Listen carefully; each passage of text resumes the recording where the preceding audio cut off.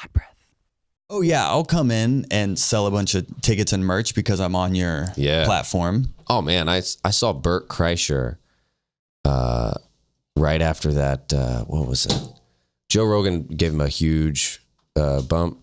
But then it was that machine bit. Did you see that bit? Yeah. It went like crazy viral. Mm-hmm.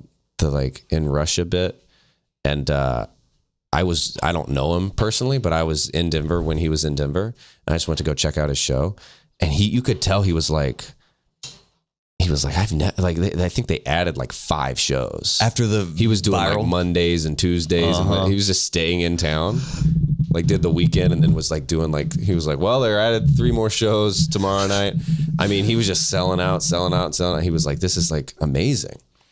That's what's good to see with people at his level though, is like someone who did it the long way. Mm-hmm. Like just, hold on, I forgot. Hold on. We have water now too. Oh, As you're drinking your water. Ooh, branded water. That's for you. Hell yeah. Fontis water. I love that. We got local Georgia Mountain Blue Coolest Ridge. water for the hottest podcast. Hey. Hell yeah. We made it. You made it. Cheers. So that's for you, man. Cheers, buddy. Thanks, dog. Oh, yeah. Every episode will now begin with a nice cold drink. He knows it. Oh, I know it. I know it, baby. I'll go to like open mics and I'll like, sometimes I've gotten introduced as he's Mr. Hot Breath, or like people will do it in the crowd. I'm a hot brethren. My sister's a hot sisterin. I know all the shit. What's up, what the fuckers? What the fuck, buddies? It's Hot Breath. You've been down. Keep it crispy. You were episode 2, man. Yeah, episode 2. I wore this shirt this is the OG logo I made before realizing, design could matter. Yes, it could. So this was the one I made, but this was our first merch ever, and I had to wear it because you were our second episode ever. Yeah, that was back in the day. Ground floor of Hot Breath. And that was ground floor of Caleb-Synan. Right, I wasn't shit. I picked you up from the MARTA station. Yes, you did. Yes, you did. That's when you really know. And the great part was you were just about to move to LA. Like literally, I think that week. Yeah, you was were that moving. week. So I'll link the first episode in the show notes because this is like pre-LA Caleb, and then you move there, and then I feel like in a couple months you're like on Conan, and I was like, wait, what? Wait, what? What? I felt the same way. I was like, whoa. It made me feel like life wasn't real. Mm-hmm. Where I was like, I'm gonna move to LA and do Conan, and I'm like, that exact thing happened. I'm like, what are the odds? Like, that was just absurd to me that you can just think something and do it. And I'm like, could I just do anything? Like, you know. And I'm like, could I be an astronaut? Like, I don't want to be, but I was like, it was just crazy how quick it happened. And people couldn't believe it. Yeah. I couldn't believe how did it happen? Well, I moved in July, and at the end of the month I did Just for Laughs. Right. And the booker saw me at Just for Laughs, and they booked me for September. So it was 2 months later, and then I did Conan. Oh, so 2 months later, I didn't realize it was that fast. Yeah. How'd you do? Did you know you were doing Montreal before you moved out there then? I knew in June that I was doing Montreal. So I knew for a few weeks. Okay. I don't think, maybe a month. Where'd they see you? The Laughing Skull Festival. And you came in second. Right. And I was like, oh. But then now I'm like, oh, it's fine. Mm-hmm. It was more about getting seen than winning.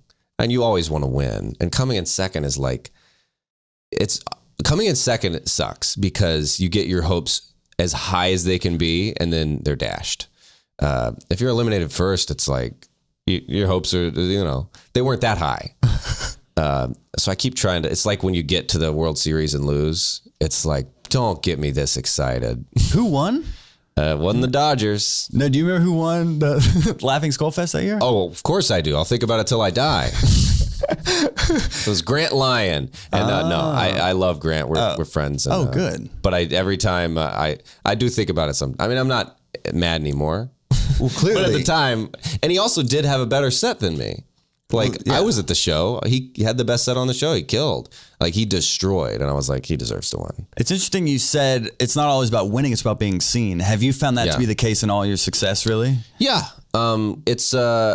it's a weird career, but it's still a career.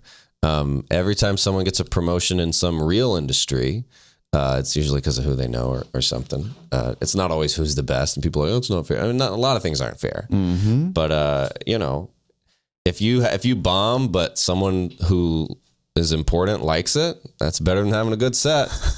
As long as you have you could bomb and the Conan booker likes your set, and then as long as you kill on Conan, it's all good. Right. Some crowds are wrong. And it takes like a professional eye, like a Conan booker, to be like, that wasn't the best audience. I know what comedy is, and that was comedy. And one time he messaged me and was like, you don't have to send me a video. He's like, you can just use your phone recorder. He's like, I know what you look like. Huh. And I was like, oh, okay, thanks. Is that how you got the second go around? Because you've been on Conan twice now. Was the second submission like a phone video? The second one, he saw me do it at, it was another festival. It was, I think, Bridgetown. Oh, and he was like, all right, can you send me let's just record it on your phone and send me that set again? I was like, okay. And then he called me at like 5 in the afternoon and was like, can you do it in the morning? Like tomorrow, like 2 p.m.? What? The car picks you up? And I was like, okay. I think someone had canceled that day. I was like, we need someone for tomorrow. And I'd already done it before, so he's like, whatever. He won't be that nervous. He's already done it. And the set's ready to go. So yeah, I had less than 24 hours notice, and it was great. What was going through your head? Like, were you kind of panicking, or like, what do I do? I didn't have time to panic. I as soon as he said, can you do it tomorrow? I was like, all right. And then I messaged a show that was near my apartment and was like, I'm doing Conan tomorrow. Can I run the set? And they're like, of course. And then so I sent the email. They emailed me back. I went to the bar, ran it, went home, went to sleep, woke up, and then did it. You only ran it once? Well, I could only run it once. I didn't know if I would have tried to cram like 5 sets in that night and been like, oh no. I mean, I wouldn't want to do that. Like the first time I did Conan, I didn't run it the night before. Because I knew a week in advance the first time, and I ran it, and I was like, okay, it went good. I don't want to get tired of these jokes. I don't want to get, I don't want it to feel monotonous. And I was like, the night before, I'm going to do all different jokes, and then tomorrow I'll be excited to do these. I didn't want it to be like, going through the motions. Yeah, take us through the motions of getting on Conan, because all of us as comedians will see a Conan set and we'll be like, oh, awesome, they did it. They climbed that mountain. But all we see is like the 5 minutes or whatever it is. But what is all like the behind the scenes that we may not see?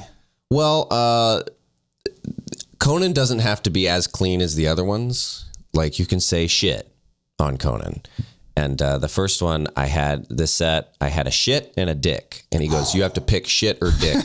You can't say shit and dick. It still needs to be kind of clean. We can't have both. So it's just like, let me know which one you want to say. I love comedy. And I cut out shit and kept the dick. Okay. Because I ran it without, and that's one of the things where I was like, I'm going to run it with only shit, and then I'm going to run it with only dick. Yeah. And dick worked better than shit. How many times do you think you ran that set? That exact set was a lot, because that's a set I did in Montreal. So I ran it. It was pretty close to the set I did at the festival, and then it was pretty close to the set I was doing in Atlanta at the time, like a 5-7 minute set. And those are all, I've been doing a lot of those jokes for at least like a year, maybe 2. And then there was a couple of new bits in there, which I didn't expect him to like. I was just like, oh, those are new, or whatever. And he goes, no, that needs to be in the set. And I was like, that? So I was a little surprised by some of his choices, but for the most part, I was like, I was building my late night set anyway, as good as I could guess what it would be like. And so he only made a couple of cuts. Oh, like what? Well, he would be like, and he has very interesting theories for why you should cut certain things. And he would use terms like going back to the well. Like, if you have similar punchlines, where it's like, this is one where you talk about something, and then at the end you kind of pull out the rug and be like, because I was in the thing, and it's like a reveal of like, that's funny because you didn't know the entire time that it was my mom or something, or whatever that is. He's not a doctor, he's a janitor. Yeah. Right. And then if you have another one like that, he's like, well, those are similar. So within 5 minutes, if you get 2 laughs that are the same, I don't think it'll hit as hard. Even if it does well, it's like for a 5 minute piece, it doesn't make as much sense, and which I think is true. Yeah. And it's not something I really thought about before we would work on sets. And he also really likes, especially for a late night set, I think about classic, just classic stand-up. Like one of the jokes I would do, that's just easy to remember, like fun. Like in the second one where I said, people think I'm a nice guy, but it's really just that I'm from the South and I treat everybody like they have a gun, which is like a quick little, it's not alty, it's not character, it's just me saying a thing like people think this, but really it's this. And it's like, oh, and that always gets a laugh. Like, and it's one of those ones where I was like, I bet he's gonna like that. That's a guy in front of a curtain on TV. Hey, like it's just a classic thing. But he also likes weird stuff, but I think he likes a mixture of it. And I like getting different kinds of laughs. Like I would have like, here's a one-liner, here's a big act out of my dad, here's something silly, here's just to have a variety so that people are like, oh, this guy's, he's got a whole bag of tricks. So he can do more than just a kick flip. Yes. He can like grind and like do a backflip. Right. Like anybody with that's showcasing your talent for an audience, you want to showcase it.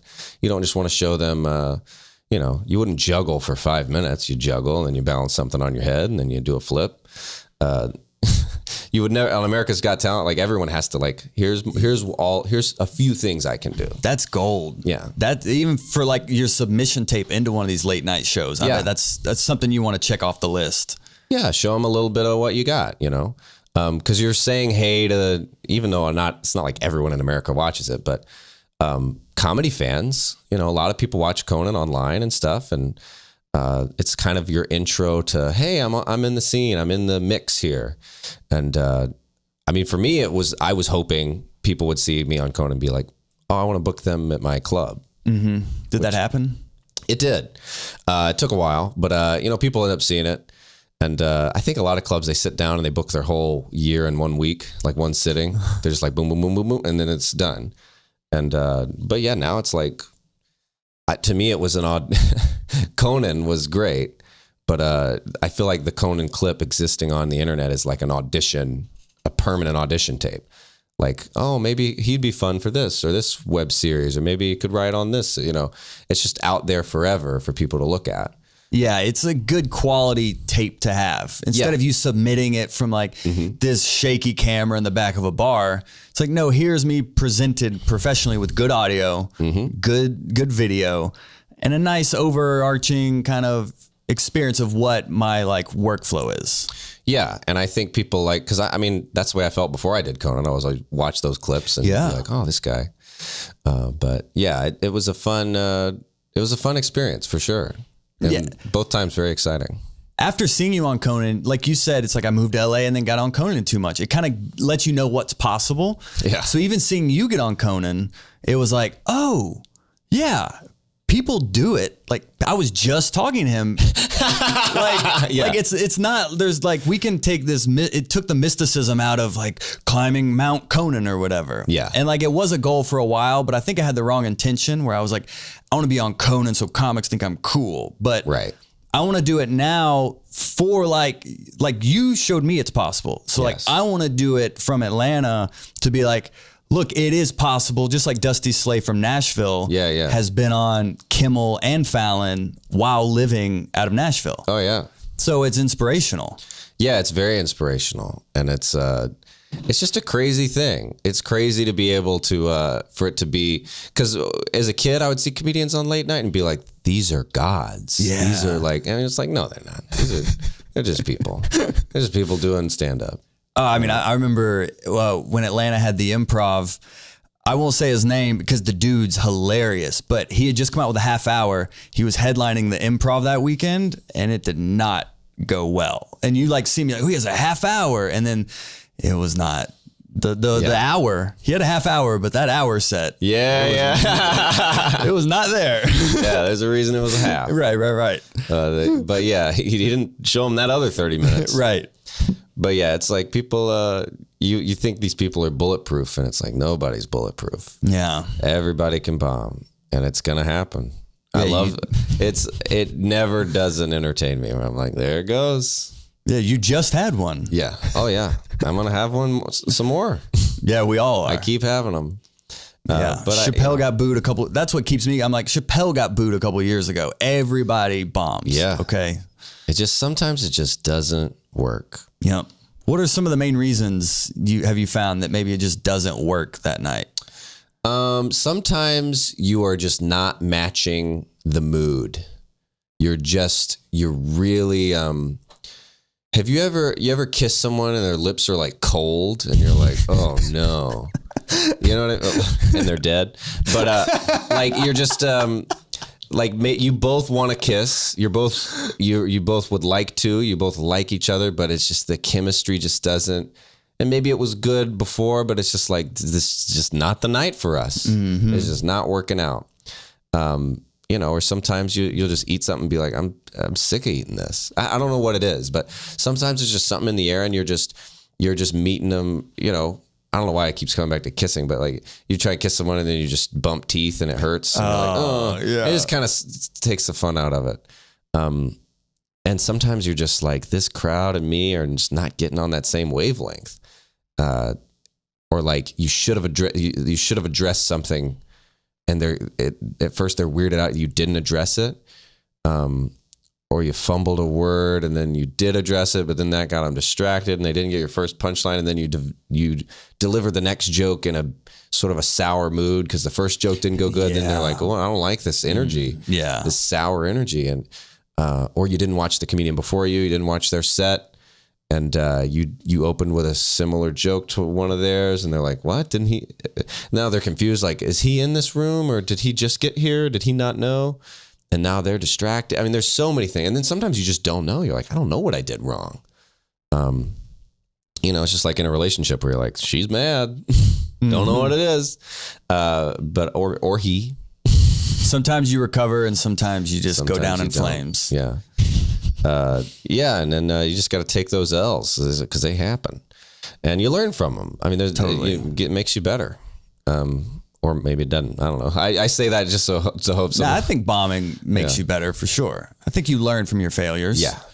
Do you find the more confident you are on stage, almost the more confident the audience will be in you? And then like when the confidence shrinks, like if one joke misses and your confidence starts to shrink, then the audience starts to shrink. Do you find that? Unless it's specifically part of your persona that you're like a nervous, like a twitchy comedian or something, or like your thing is that you're like a sheepish, you see people do that, but they're still delivering that character. Like if you're auditioning for a role of sheepish guy, you can still go in there and crush that audition.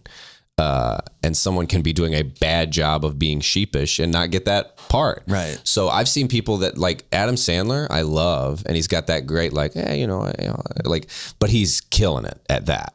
He's not, he's really delivering on that persona. And, I think a crowd can tell when you're like big dick swinging, hey, this is a killer opener. This is my killer follow up. And I'm doing this. And I think they have a good time that way. It's like a rock star wouldn't be like, is this a good guitar? Like, you got to sell it. If it fits your persona, though, I think self-awareness is a big part in stand-up. Yeah. You got to know how they see you and what you look like, what you seem like, and how you take the stage. How were you able to discover that for yourself? Failure. I'd be like, well, I really thought I could be like Eddie Murphy. And I just realized that, he's Eddie Murphy and I'm Caleb. And I can't be Eddie Murphy and I shouldn't want to be. I need to be me. Mm-hmm. And it's still a work in progress, but it's like once you realize what you're like and you watch yourself on stage and you watch people react to you and, this is a way I can win them over. I can't come out guns blazing all the time. Sometimes you got to bring them in and then ramp it up. And every crowd is different because it's a different combination of people on a different day. And some days you gotta say something. Some days it's like, politics is always a thing where it's like, sometimes you gotta address that.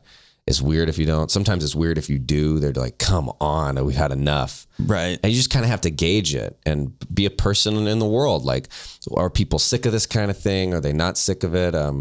You see some people, they do like 1980s style gay jokes, and it's like I think people are sick of that. For sure. I don't know if you're like fingers on the pulse anymore. But it seems like you've never met a gay person in your life. You really think that? Okay. It's just, and you can tell the crowd's like, oh, we liked you, and then you said that. And sometimes you can tell the second someone loses a crowd, and they don't know they did, but they know they're gone. They're like, which one? And you can see them being like, what? But sometimes it's like you were killing it, and then you like, it's like you just like surprise the crowd with a finger in their ass, and they're like, no. It's like, I mean, we liked it, but then you did that. And yeah, I discovered when I got angry, like genuinely angry, the crowd would shut down. I can get sarcastically angry, but I would find I would lose audiences in the middle of a set if I was just like started like getting angry about something. Like, no, why is babyface baby boy getting angry? Like it didn't translate with what my like delivery system is. Yes, and it's sometimes it's people think they're doing a better job of masking their anger than they are, and it's like that's even worse when you're like, oh, he doesn't know we know. And crowds, once they feel like you're not in charge, or oh, he thinks he's in charge, like it's like a mutiny. They're like, you don't tell us what to do anymore. And and sometimes you can tell when the host walks back up and they're like, it's almost like they're in on it with the host. Like the host knows that he didn't get us.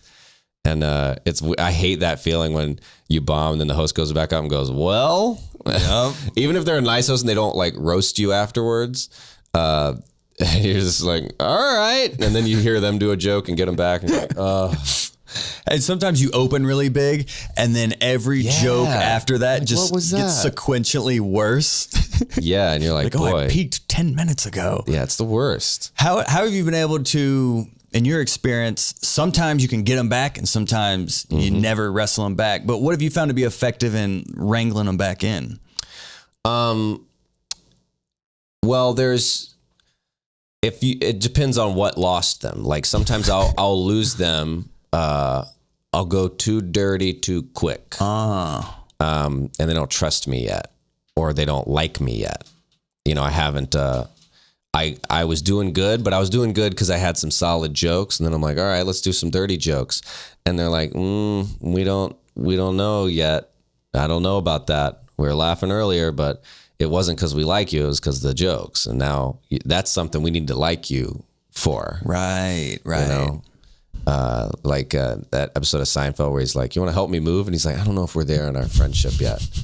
And that you just kind of jump the gun on certain things. Or so I try to figure out, okay, and sometimes it's hard in the moment on the fly, like to be like, oh, I gotta try this. But a lot of times addressing it and being like talking to the crowd for a minute or interacting with them, or you know, just being real for a second. Like the other night at the Laughing Skull, I was just kind of felt like I didn't like my last set that it was good, but I just didn't really feel like in it like I wanted to. Yeah. Because you know how it feels now. Like I've done that club enough to know how it feels when you're really cooking. And I was like, I just didn't feel like I was really in there. And then the next set I was like, because what was on my mind, because you know when you can talk to someone and they're just not there with you, you're like, oh, you're thinking about your taxes or something. Right. We're not connecting. And I was really because I hadn't seen any of the Brian Kemp, Stacey Abrams stuff. I'd been keeping up with the California stuff, and I hadn't followed the Georgia race. And then people were showing me stuff all day, like, you haven't seen these Brian Kemp ads? And they would show them to me, and they made me laugh so hard because I couldn't believe they were real. He literally said, I got a big truck in a political ad. He told us he had a big truck. It made me, and it killed me. That's all I could think about. And I was like, if this crowd were my friends and I want them to feel like they're my friends, if I was meeting them in a bar, which this is, we're drinking, I would go, have you guys seen that Brian Kemp shit? Like, that's how I would talk to my friends. Yeah. And I was like, even if this doesn't kill, I want to talk to them about this because this is on my mind all day today, and it would feel weird to not let this out. And I can do my prepared stuff otherwise, but and that really it put me in a good mood. It did well. The rest of my set did better than my set before. I just needed to say it. And that made it more conversational. Yeah. And like more, because like stand-up, you're hanging out. We're hanging out. That's the allure of stand-up is like, oh, he's just thinking of all this conversationally. Mm-hmm. It's the magic trick. Yeah. And sometimes it's easy. Some crowds are easier to fool than others. And some of them want to be fooled. It's like going to see a magician. Oh, yeah. And I had this bit I do, like I try not to wear glasses on stage so I can use my eyes more. But I'd like to do, there's an impression of Mike Pence I do with my glasses. But if I don't have them on, I'll just take someone's glasses and use it like that. Like, can I borrow your glasses for this impression? And last night, this lady was just super drunk. It was her birthday. She had a big birthday sash on. Oh my God. And she's like, well, just like talking in between every joke. And then she's drunk and she's like cleaning her glasses and stuff. And I'm like, oh, you're not even watching me anymore? You're taking a break. Okay. You're really participating now. You're like, I don't even need to see him. And so I was like, can I have those? And I took her glass. And then people thought I thought of that because she took her glasses off. But I'm like, I've been doing this bit for like a year. Boom. But people came up to me like, oh, you were so in the moment. And then and I was like, I'm glad you think that. But I mean, when I saw the glasses, I was like, this is going to be perfect. This is going to look so fun and organic. And it was fun because I was like, oh yeah, that reminds me of my bit with the glasses. I didn't tell her that. I was just like, oh, let me have these. And then I did it. And people thought, oh, it's so cool.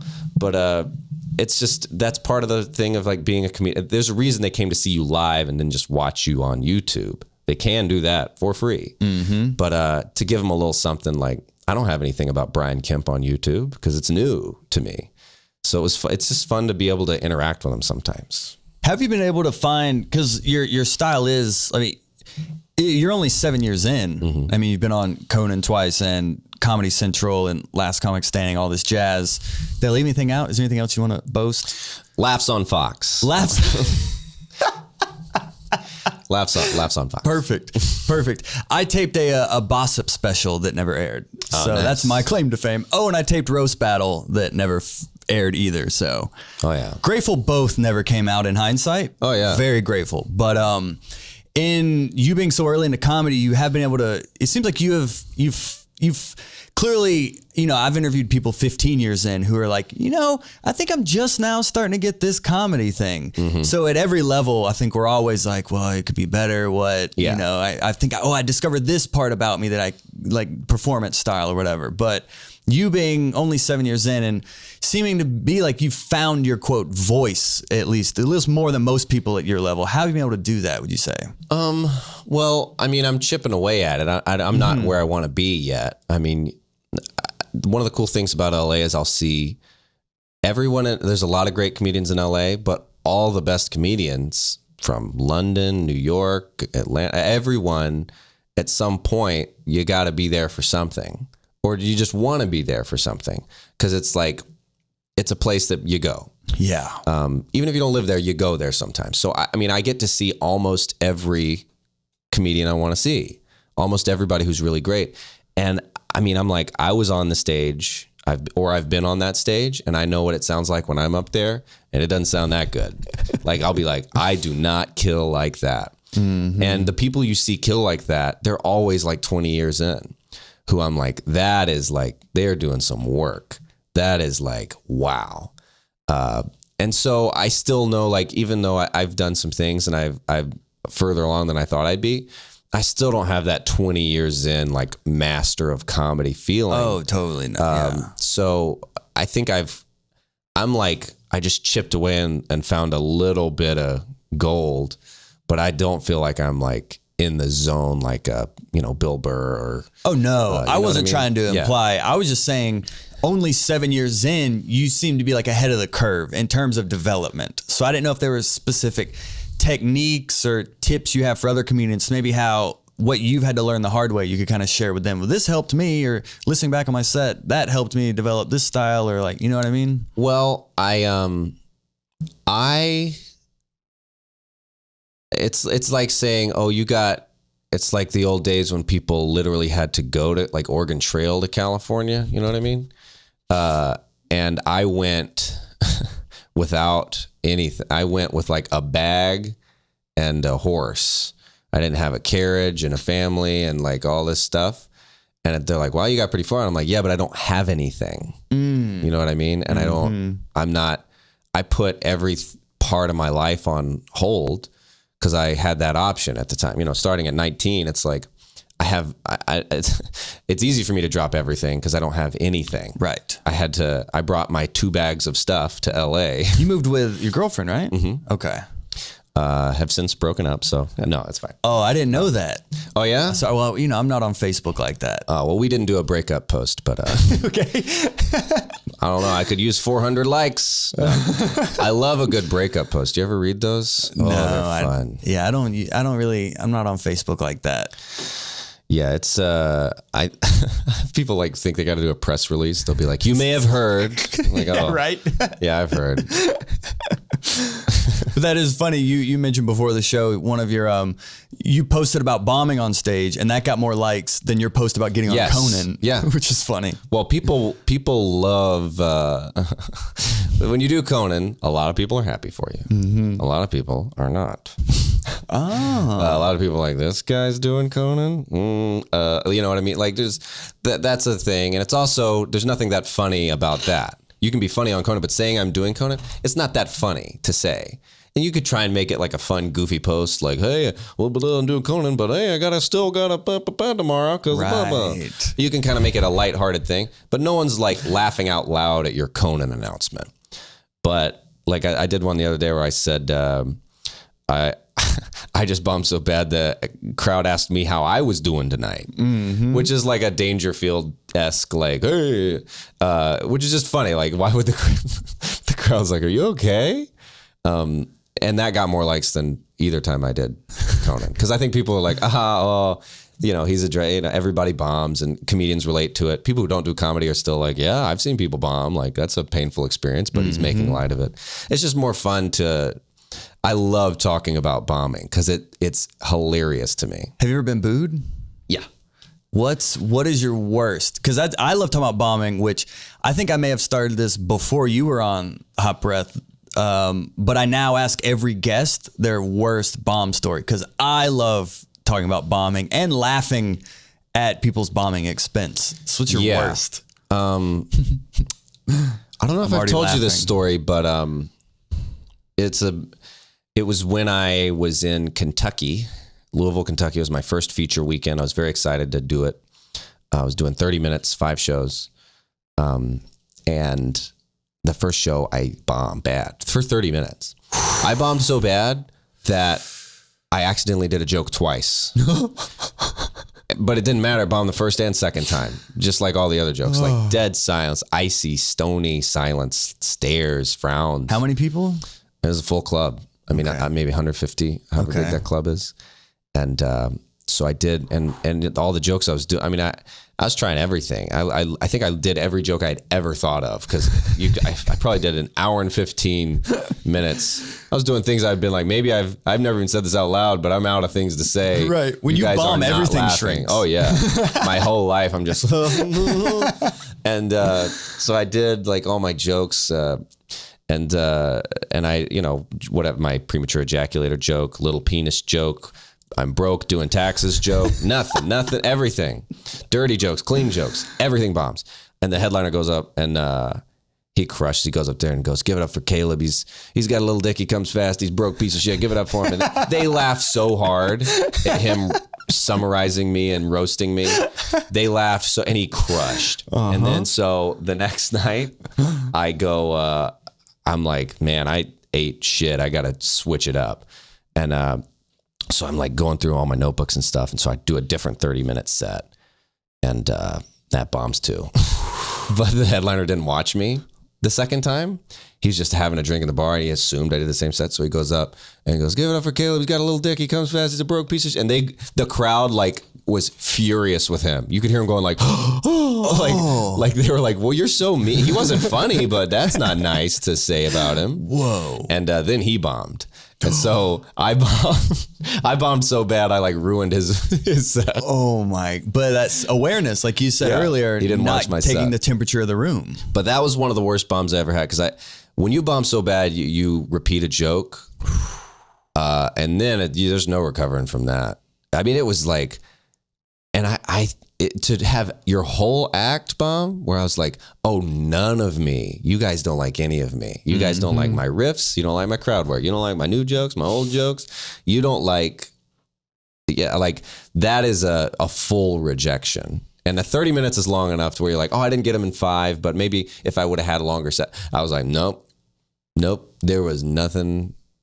I just failed. Yeah, hard. I've bombed in a 30-minute set, and it's like quicksand. About 15 minutes in, after it feels like an hour 15, Yeah. I look down and I'm like, every time you try to fight, you get deeper and deeper into the quicksand. Oh yeah. And then it's just like sometimes I'll be like, there's a way out, and I can't find it. You're just not that skilled yet. I just don't have the enough tools in my toolbox yet to find my way out. And there's some people that even when they bomb, they eventually find their way out a little bit. Right. And you'll be like Bill Burr is always the example, because like his whole thing, his persona is such a fuck you guys thing anyway, that when he bombs, you're kind of like glad. You're like, oh, you want him to look at the crowd and be like, oh yeah. Oh, too much for, and then he starts going in on you like, oh, we're at the Comedy Store. You know, whatever it is funny. But that's like we can think about, yeah, but Bill Burr does this, but then it's like, that's like looking at Tom Brady throwing like a 50-yard touchdown. You're like, but he throws a football just like I throw a football. Yeah, like, we both throw. But oh shit. Oh no. Fontus water. That's how mad I get when you bring up Tom Brady. Oh no. Do we have a towel? Yeah, that's just like equipment. Caleb. Well, I just really wanted to drive home the merch. Fontus water cleans up well. This is what's really funny is this is probably what people are going to remember about the podcast. They'll be like, remember when Caleb spilled water? Nothing. I'm sorry, guys.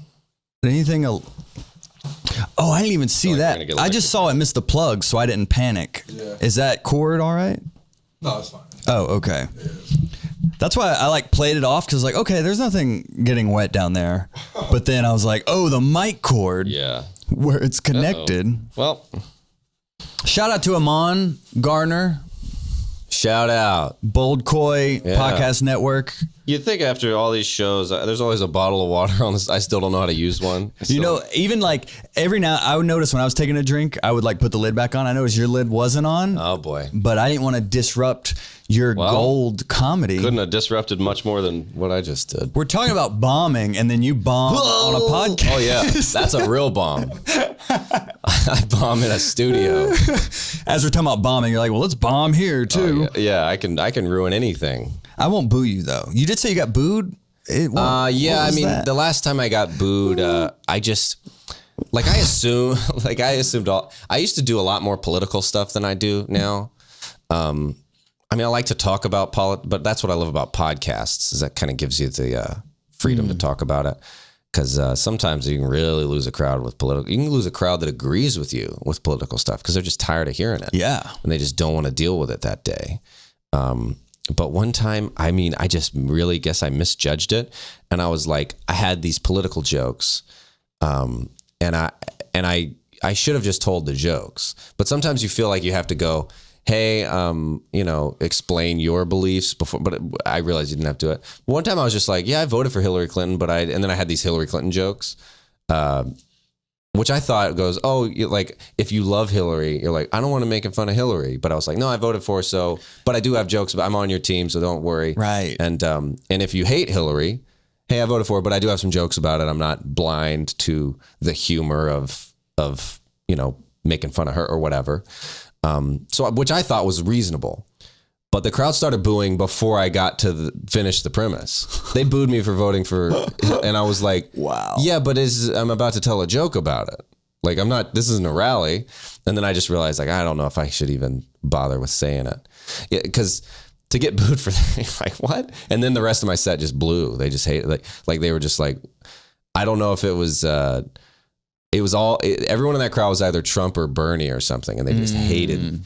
They just did not want me saying that. The quick reaction shows that especially politics can be divisive, but there are some jokes you do where I'll have a feeler where it's like, okay, if they laugh at the first part of the joke, I'll go into the 3 tags. But if they don't laugh at the first part, I will veer off to another joke. I will abandon any joke for sure.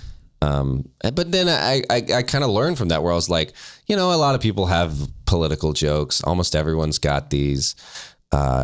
I want to show the crowd more of my thing instead of, it's like every late night comedian has them.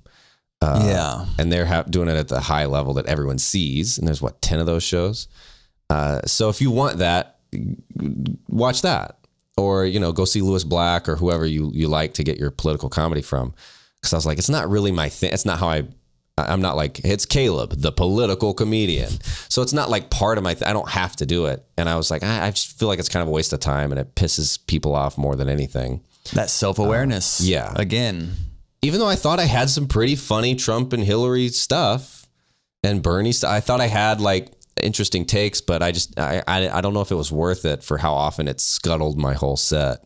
And that's what I found is like, for a little while, I was trying to have a message and be like, we're outsourcing labor to China, and these kids are making iPhones. And like, the jokes were funny, but they weren't really connected to me. And I found when I started to get more personal with my material, I have found ways to start weaving that point of view in, but it wasn't just some kid up there just being like, this is what's happening and what's wrong. Now that it comes through me instead of me like pointing at it, I found that can help like kind of make it a little more palatable. Yeah. Well, you don't want to come across as a crazy guy yelling on the street. Yeah. When someone comes up to you, starts handing you something, and they got a big sign, and you're like, I'm not going to listen to anything you're saying because you're surprising me and you're shocking and you're making me uncomfortable. But if one of your friends goes, hey man, you know what they're doing is really fucked up and you got to help me out with it. And I'm like, oh yeah, that is, now that you put it that way.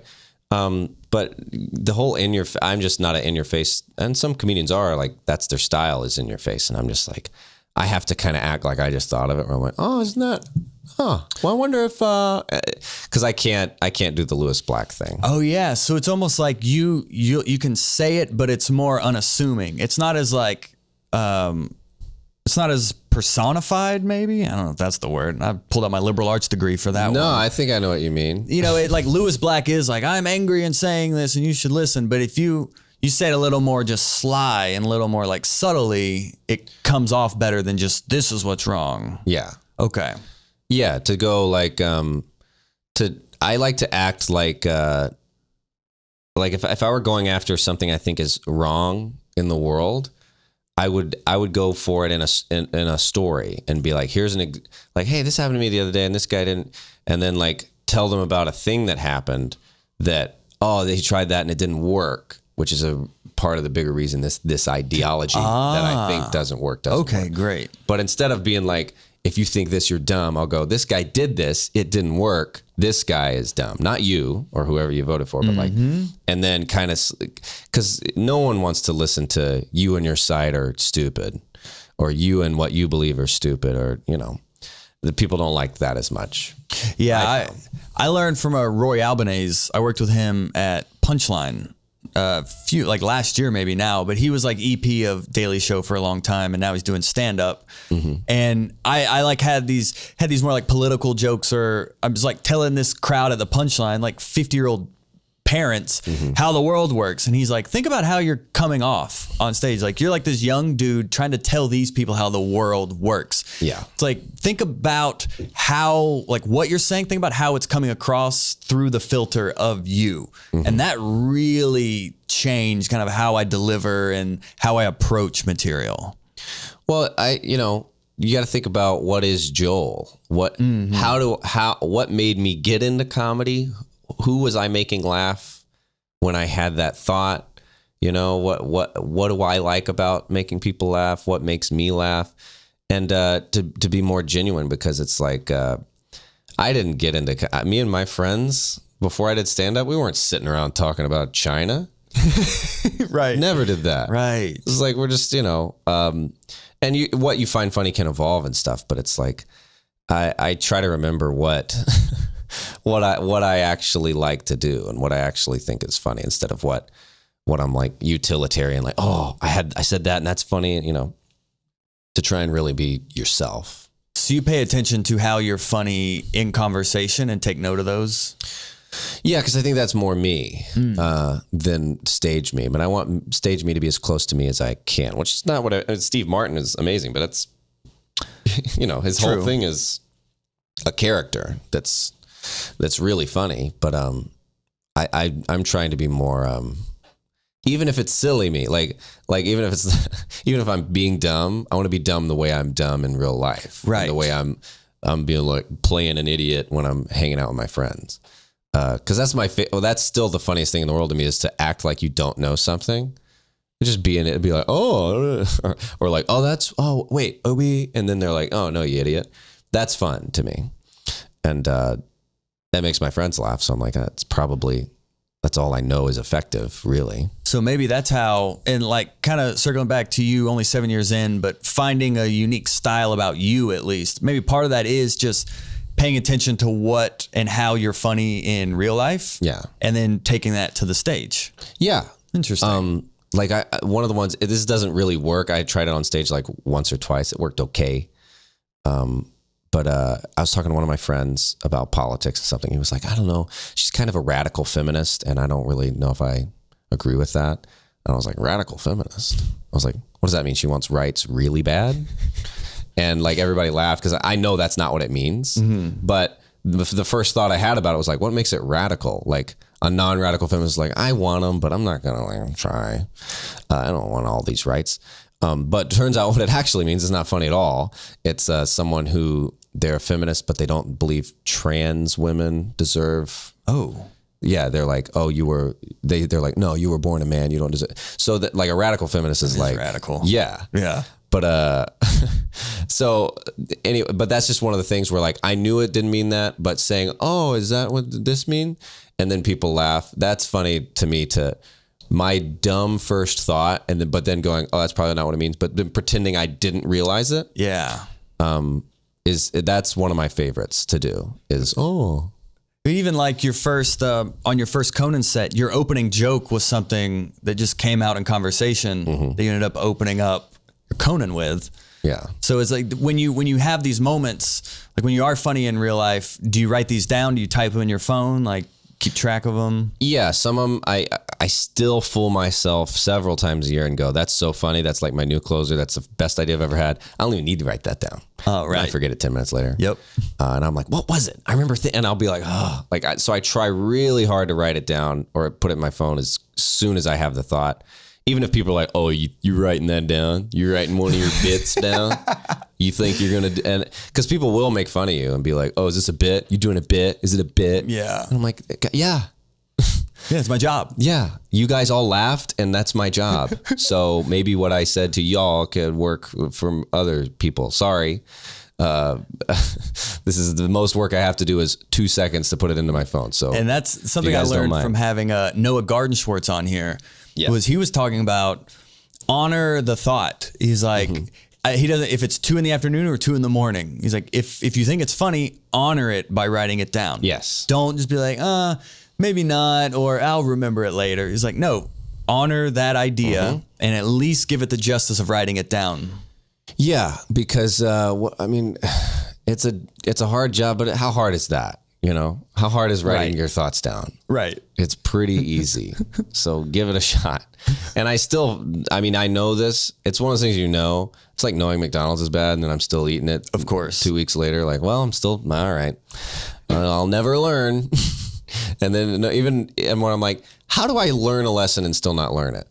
How do I know what to do and still go, Maybe it just wasn't time to learn it. I don't know. But yeah, I'm better about it than I used to be, but still not perfect. I still think I've forgotten the 3 of the best jokes I've ever thought of. Just because. But even for like when you do a set on Conan, I interviewed Jacob Williams on here who was on Colbert. And he said there was a teleprompter with his set list. Is that the same at Conan as well? They give you that option. I didn't use it because I didn't want to look back at the clip and be like, oh, that's me looking back at the you know what I mean? Oh yeah. I was like, if I can't remember these 5 jokes, I don't need to be on this. And some people are different. I'm sure it's comforting to know I'm not going to forget my spot. But for me, I'm like, most of my jokes are about a minute long. So I only need to remember like 5. Some people have those quick jokes where I'm like, I'm glad you would need that if you have like maybe 13 quick jokes. Yeah. You wouldn't want to forget them. But for me, I was like, I've run this set so many times, I won't need it. But even down to like gestures and like how dialed is like that Conan set, like down to like every breath you've pretty much choreographed. Pretty much, yeah. And which is what I would want. There's some that are like in the second one, I had the bit I closed with was about being pitched a terrible joke. which was, I love doing that bit because it's me telling you, someone telling me a bad joke. So laughing or not laughing is funny because of that. So that bit is fun because sometimes it goes different just based on when they laugh and why they laugh and how they laugh, because it's just a different kind of thing. So that one wasn't as dialed in because it was like, who knows how it'll go. It always got a laugh at the end, but I was like, getting there was so fun because you never know when they're gonna realize how bad it is. So yeah, it's fun to have some that aren't as scripted, but for the most part, it's like, all the way through. Yeah. Even like I noticed, because I'll use your first Conan set as like a case study in my comedy class, where I'm like, we'll look at the before and after versions of these jokes you're doing. And one of the main differences is you condense the setup and you're talking way slower, way slower. Like slowing down on stage, I found power in it, but there's also still a hesitation of, I'm going to slow down. Oh, I figured it out. And then one time slowing down isn't quite working. Then you speed back up and you get jittery again. Like, have you found that to be a big difference in your comedy? Yeah. Some crowds are laser focused in, and like a very polite, quiet, good focused crowd. And those are the ones that I like to, you can kind of take it slow or you just kind of feel it out how it's going. Like, it's like you kind of build them up and then, okay, we got the ship going. Now we can turn or whatever.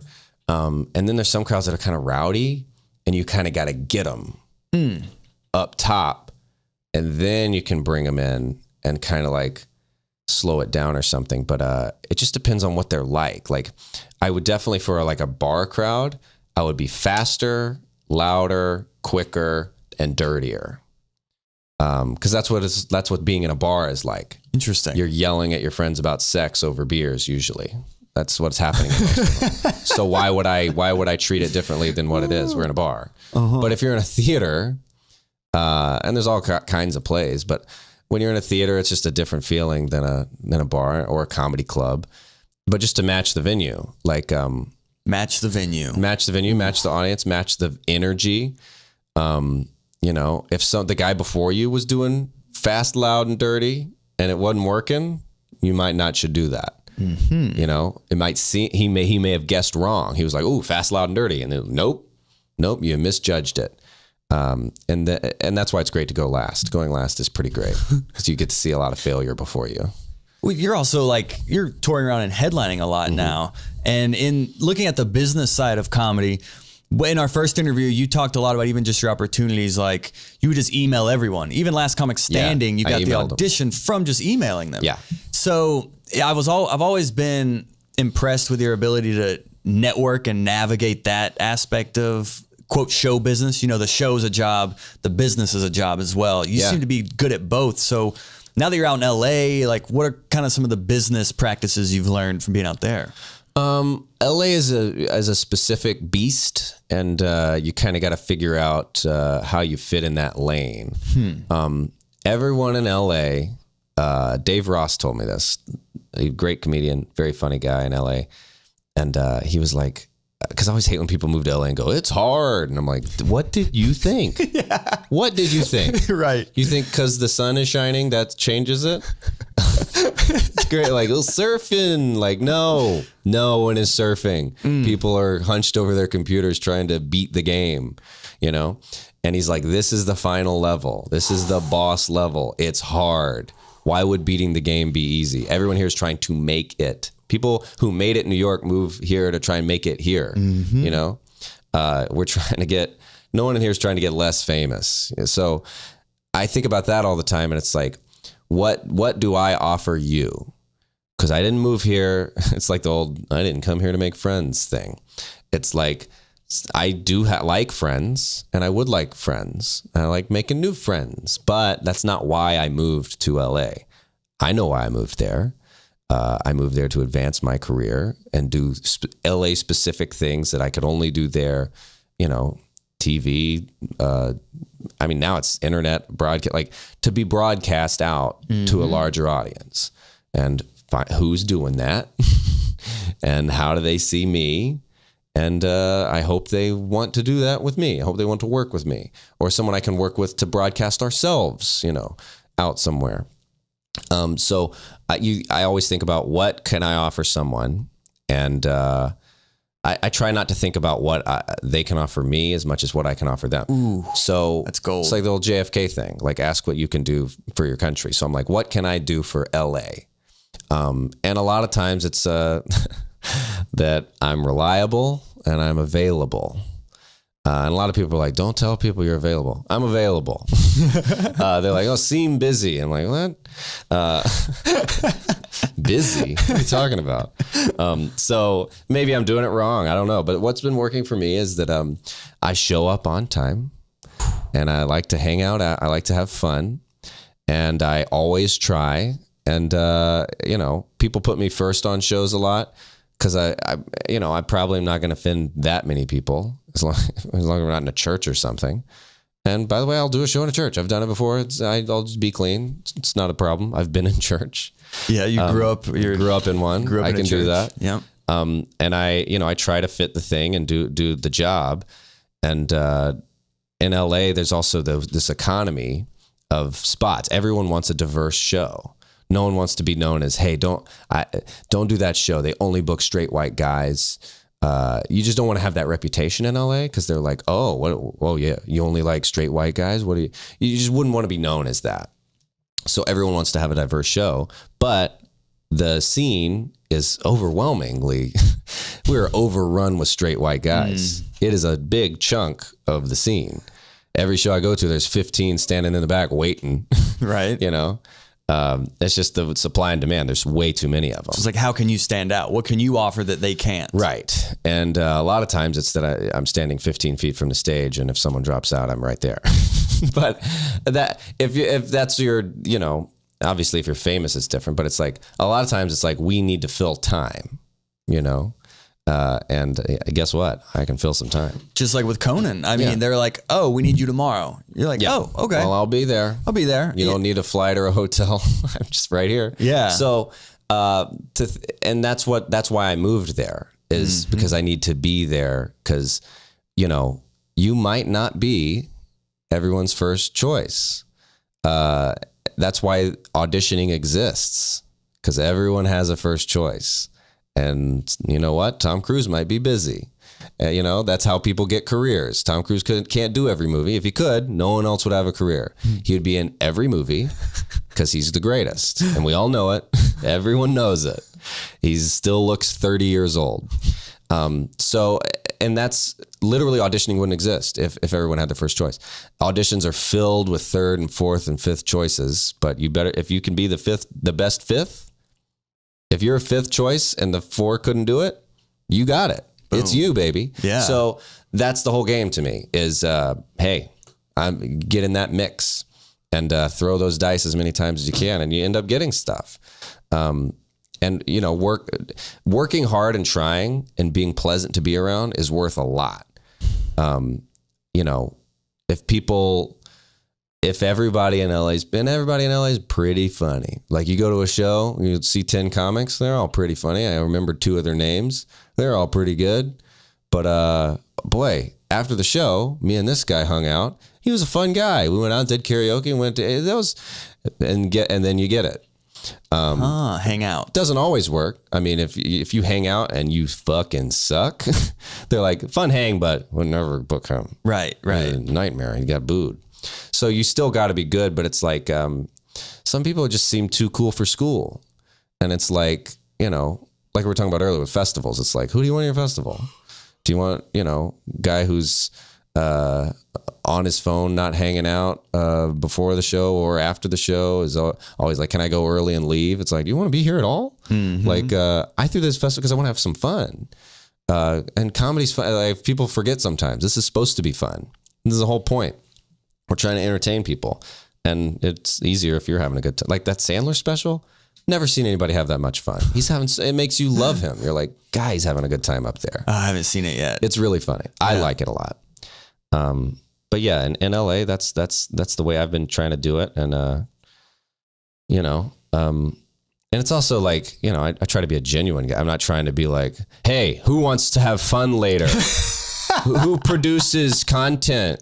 Right. You know, you try not to be like gross, but, you know, I do like, I'm always confused when people don't hang after. I'm like, what do you got tomorrow? I know you don't have a day job. Right. I got to get home and get a good 8 hours, then wake up and sit on my computer till my show. Like, what? I've struggled, dude. It took me a long time, and I'm still like trying to be better at it. And by trying, that means I'm not doing it. Clearly, if you're either doing it or you're not. There is no try. Yeah, like I would never hang out. I would always. I'm a comedian and I'm an artist, and I just need to do my stage time and leave. Like I've like never hung out, and the few times I have been beneficial. But it's something I just don't. I don't know why, but it's. Well, you want it to be organic, and that's what I love about LA. People go, "Oh, I hate LA. I hate the actors," and I'm like, I don't hang out with actors. What are you talking about? There's 10 million people live. I don't know how many people. It's millions of people, and I'm like, there's 8 or 10 that I really dig, and I hang out with them, and if they have friends, we can hang out. But I'm not going. You work at a Paramount? Who? What? You know, right. To just. You do what you're passionate about and do what you like and have fun doing, and you'll probably run into people similar. If you just do it long enough, somebody's like, man, I really dig what you do. You're a fun guy. I'd like to work with you. It'd be fun. No one gets hopefully you don't have a show business job for other reasons. Yeah. Why would you just go to a business and make a lot of money, you know, instead of betting on artists, which is like, who even knows? Like, sometimes they $100 million in a movie and no one likes it. And they're like, we did our best. Yeah. You know? So it's like, it's such a crapshoot, but, there's some cool people in LA. I know a lot of people like it's a phony, fake and all that. And it's like, of course it is. Every city's filled with that kind of stuff. But, I found some cool people out there that I like to work with, and it's a lot of fun. It's like, if you're phony and fake, you'll attract the phony and fake. But if you're real, cool and authentic, you'll attract those people. Yeah. And my life and the way I grew up is like, you know, I'm a simple guy. I want to do my set and then hang out and have fun after it and keep laughing with the funniest people alive. Why would I not take advantage? I'm friends with professional comedians. It's awesome. That Nate Bargatze bit where he's like, my wife's like, oh, you never laugh like that with me. And he goes, I hang out with my friends are professional comedians. It's a pretty good time. Yeah. So it's like, yeah, I like this. I would never want to just do my set and leave. I mean, sometimes you have to because of scheduling or whatever, but it's like, I love the offstage part. I love hanging out with people and being like one of the cool things about the Conan Booker is he's met and worked with like every great comedian you can think of. He's been doing that job for years, and he has so many fun inside stories about what's happened behind the scenes. And it's like, why wouldn't you want to talk to that? Why would you just use him as a cog in your machine of like, I hope he likes this set so I can get like, turns out he's a really cool guy. You don't want to just know this guy. Like, even if you never do Conan, this is a cool guy to know. He's got great stories and he's funny and he has great taste. Like, you don't just, and I think people can kind of tell when they're being used. Yeah. People, especially at that level, the people you want to work with, they know the difference. Yeah. And then they're like scared of him, like, oh, there he is. I don't know if I should talk to him. It's like, what is this, high school? Just like, be come cool. on. I think what helps is having goals as well, because that'll give you direction and almost confidence in maybe not being nervous. Because if you have a goal to get on Conan, and you bump into the booker at Conan, you're like, oh, this is supposed to happen. It's not like, oh no, there he is. It's like, oh no, I'm supposed to go talk to him because this is part of my goals. So I think goals can almost be like a good credential to have to kind of give you confidence to pursue things that may be outside of what's possible. Well, it's just also to be a gentleman, be a human being. Like, if you have a goal, if there's someone you have your eye on that you'd like to pursue romantically, you don't walk up to him and go, hello, I'm interested in you in a romantic situation. It's a goal of mine. Like, you know, get to know them, talk to them, see if they feel the same way about you. You know, like, and it just seems like a normal way to do it. You don't have to. I hate when people come up to me and they just don't know. I mean, it's not their fault, but people would come up and be like, I hear you book a show. Oh my gosh. Like, oh, yeah. I've been there. Well, I feel that. Buy me a drink first. You know what I mean? Right. So it's just to be a polite, decent person, which is doable. That's what I'd be like. Doable. Oh, what's your name? Yeah. Nice to meet you. Yeah. They'd be like, yo, when can I do your show? And I was like, I don't even know who you are. Or just think about, what do I want to say to this person that's not a request? Like, boom. It's mean to just do that. So like, for example, like if there was like the Jimmy Kimmel booker who I know, I could never do that show when she was booking it, because what he wanted and why he hired her was, he was like, I want to do debuts. I want up and coming comedians who have never done late night, and I want them to do it on Jimmy Kimmel. And I couldn't do it because I'd already done Conan. But I didn't go, oh, well, I'm never hanging out with you. What is in it for me? Mm-hmm. It's like, no, this is late night TV is my favorite thing. I know one of the bookers. It's fun to hang out with her. She has great stories. She's fun. She does a great job. So it's like, to just use people like, oh, everyone's in your life for a direct, like I think that's a terrible way to be. And you can totally tell when people do that. And it's just, why would you want to live your life that way? It's like, you work hard and find some cool people, and it will, if you're working hard and you're hilarious, it's not that, no one does that and gets nothing. Totally. Not for long. I mean, eventually that'll take you somewhere. Well, I think you've showed today why you are having such positive success in your career so like early on, and why it's been, some people can get one opportunity, but then that's it, but you've been able to actually build on each opportunity. And I think the things you've talked about today really show why you're able to sustain such momentum, and how other people can do the same positively and not like trying to manipulate, Yeah. You can manipulate the crowd, but if you try and manipulate bookers and industry, this is their job. They can see it coming just like anybody can. At any level. Like you said, even if it's just like a local open mic booker, they can tell the difference between you being like, oh, I gotta get a spot, versus like, oh, you're just a cool person. Yeah.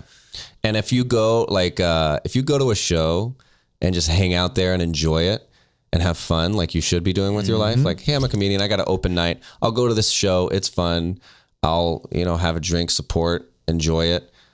You know what? You know who loves that? The person who runs that show. 100%. Like, you're way more likely, that is way more likely to get you booked than desperately in panic, like sending them an email and bugging them, or like, and they're like, oh, you want to do my show? You've literally never been to it. Right. How bad you want to do it? You don't even know what it's like. Right. How do you know you want to do it? You just want to use me. Like, people just feel gross. And obviously that works for some people. And I used to send more emails than anybody. So it's like, but you have to know how you're coming, just like how you have to know how you're coming across on stage. Like, if everybody knows when they see you walk into a party, you're going to corner them and try and get something out of them. It's like, people don't like that. And, it's just like drawing the crowd in. Like, if people are like, hey, I hear there's karaoke going on later. You want to do that? That's what I like. And it's like, I probably am going to get along with that booker more than the booker who doesn't like it. Because we both like it. We'll enjoy working together more than me and somebody who likes to, more of a homebody. Yeah. So in landing this plane, because you are home here in the A. I'm in the A, baby. A little bit, so I don't want to monopolize all your time, but you mentioned moving to LA with the goal of getting on Conan. Yeah. You did that within 2 months. Yeah. So in closing this a little bit, one, what are your goals now, and how important have goals been in continuing to ascend the ladder, if you will?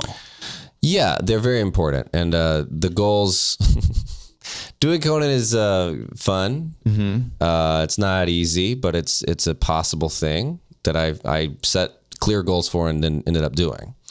But the goals after that are harder, I think. Obviously, I'd like to, stand-up wise, I'd like to eventually do like a special, an album, do more late night appearances, things like that. I'd also love to do, other things. I'd like to do a series of some kind. I like to have a podcast. We were talking about it earlier. Yeah. I love doing podcasts. And I do them pretty often, but I'd love to do them like every day. I think it's really fun. I love I love that medium so much. But yeah, pitching shows. I love movies a lot, but I feel like shows are more kind of what I'd be interested in. Okay. Movies. I mean, obviously movies are great, but you I have feel like now you have a it's script? like, You have a pilot? yeah. You're ready. Yeah. So getting, pitching to different networks and stuff, and hopefully getting something picked up. But that's definitely a goal and a special and stuff. And I still haven't done an album. I know everybody has albums, but oh, interesting. Yeah, you haven't. I just want to do it in conjunction with something else, because I got the material, but I want it to be like, hey, here's a thing I've done, either a special or a show or something, and then also here's this album. If you like this, here's this thing. I just wouldn't want to do it without a companion thing. Yeah, almost give context or like something else for them to jump onto. Mm-hmm. Even just a podcast. If I just don't have, I do the stand up, but I'm also like, I want the album to be heard by as many people as can hear it. So I want it to be along with something to kind of help it. Smart. Yeah. Cause I don't think it's not like comedy albums go viral. Something has to go viral. Then, I like this thing. Yeah. I'll get the album. It's almost just like something to have on the resume again. It's like checking it off the list. It's like, oh, you did. I mean, like, it's not like you do Conan and then now all of a sudden you're starting to sell out Madison Square Garden. Right. But it is like, oh, okay, check that off the list. Got that on the resume. Oh, got an album here. Oh, like it's being just a stand-up doesn't seem to be enough. It's like, oh, you're funny on stage. What else? Right. What else do you do? Well, I would like to do, I like to do nothing all day. It's fun, but not every day. I'd like to do nothing half the year, and then half the year, I like stand up at night, and I'd like half of my days of my year to be filled with, shooting something, writing something, getting, things like that done. But yeah, I also love having like a whole week of just nothing during the day, stand up, and I love that. Yeah, but you did mention when you were talking to my class earlier, which I'll post on the Friday of this release. We'll post that as an extra podcast. Yeah. But you're talking about being in the writer's room and how it's good pay, but you're literally there. Like it's a 24/7. Oh, there's a reason the pay is good. Because they're squeezing every drop of funny out of you. And I mean, it's great, but it is like it was more work than I thought. And everyone you talk to with a writing gig, you don't see them doing stand up as much because, sometimes they'll work you till, midnight, they work you, and it takes a lot out of you. You're writing, and you're tired, and then you get some sleep, and then you want it to be good. So sometimes I would do extra work. I'm just at home till like 3 a.m., like getting it done so I can, show them in the morning. And yeah, it is a lot of work, but it's worth it. They pay you good, but it's definitely not.